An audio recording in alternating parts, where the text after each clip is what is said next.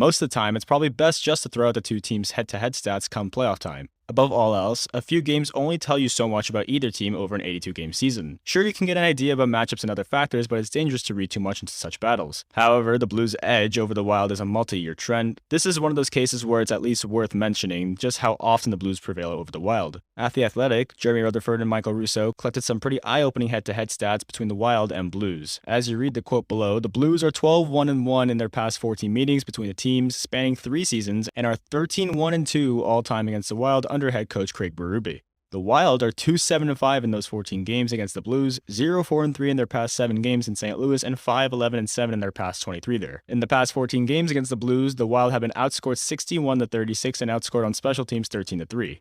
Their power play is 7.2% compared with St. Louis' 32.1%, and the Wild save percentage is hovering around a .85, while the Blues is .92. The Wild have said all the right things about things being different in the playoffs, and it's fair to expect things to be less extreme in favor of the Blues. Those are some pretty stunning numbers nonetheless. Welcome back to today's episode, everyone. If you like my content, make sure to subscribe, hit the like button, and turn notifications so you know when to publish next. With all that out the way, let's get into today's episode.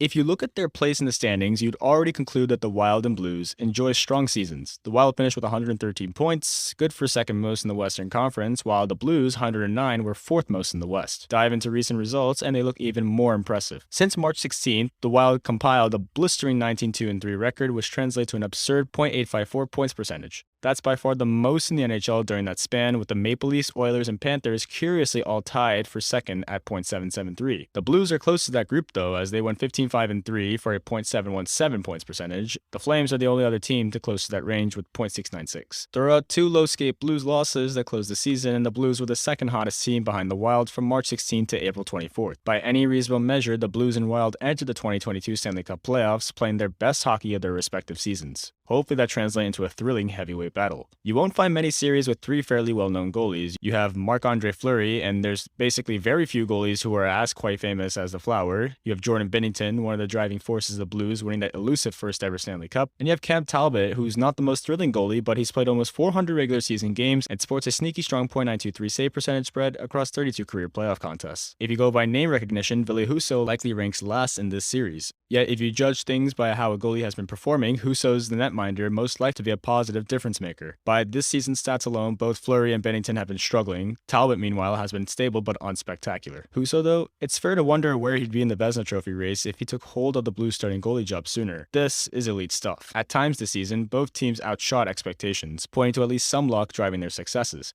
Big picture, the Wild present a much sturdier structure than the Blues, and their firepower looks more or less even. If season trends carried over to the playoffs, you'd either think the Wild's 5-on-5 advantages would swing the series, or Husso would alter the balance in favor of the Blues. Of course, strange things can happen in a span of 4 to 7 games. We've also seen plenty of cases where Marc-Andre Fleury gets hot and plays as well as any goalie in the world. Whatever happens, this could be an exciting series, and that's good news for hockey fans, but maybe bad news for the goalies involved. As a result, the Wild take this series in 7 games. Thank you guys for tuning in, and have a wonderful day.